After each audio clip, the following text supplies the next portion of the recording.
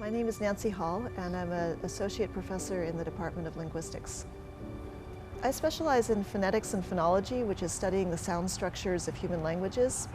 And I have several projects going on, but the one I'm focusing on most right now has to do with the production of the sound R in American English.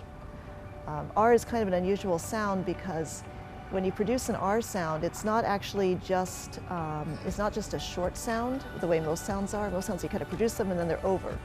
But R actually tends to kind of spread out across the entire word.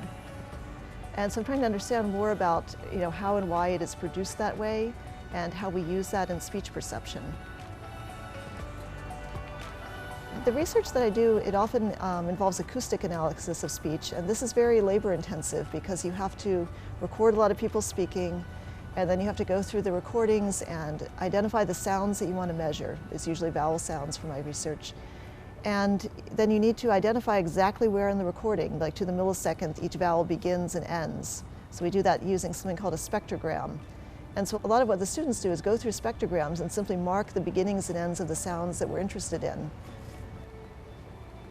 I think the BUILD program is a great thing for students because they get to be involved in research while they are undergraduates.